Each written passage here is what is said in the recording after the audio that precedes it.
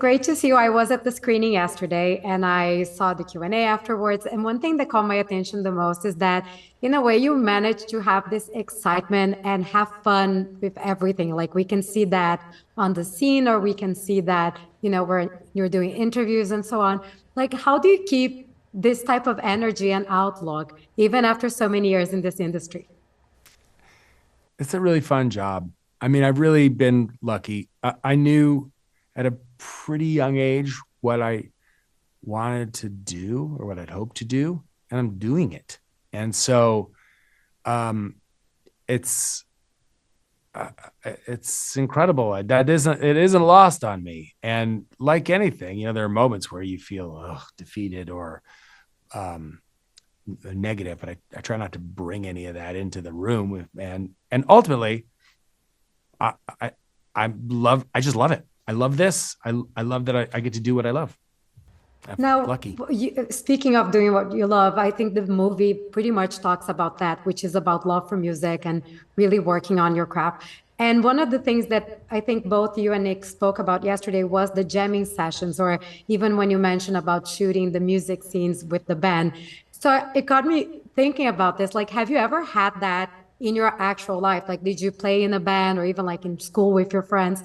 Was that something part of your reality, or you really had to make this up for the film? It's never been part of my reality. I was never in a band. I've never, I started trying to learn guitar in my 20s, and I can play enough guitar that I can sit around and I can play, and it's a blast, but it's nothing that uh, anyone's going, "Hey, Paul, play us some guitar, would you? We really miss you playing guitar."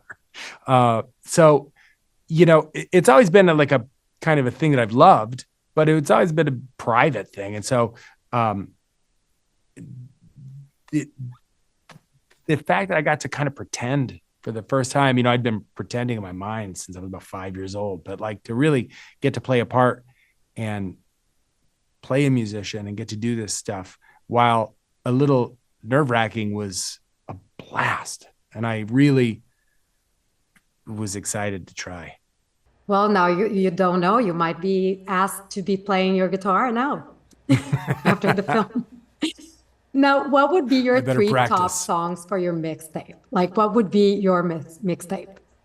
My mixtape Yes. of just like all time favorite songs. God Only Knows by the Beach Boys is on there. Wichita Lineman by Glenn Campbell is on there. I mean, there'd be so many Beatles songs.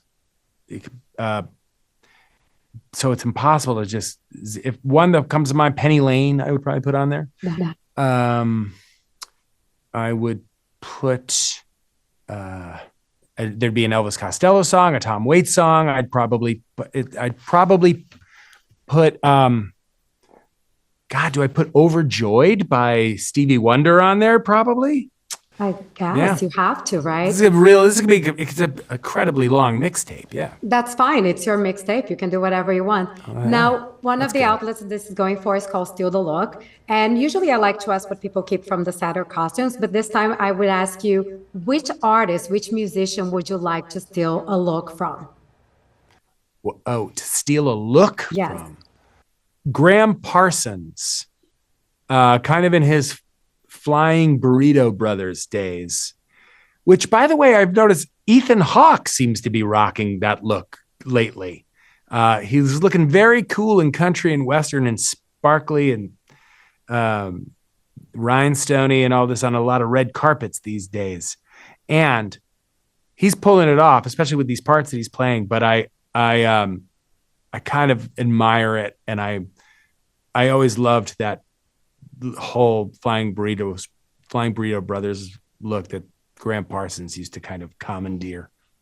I love that. I love it. Well, thank you so much. What a pleasure to chat with you. You And too. congratulations again on the film. Thank you. Thank you, Miriam.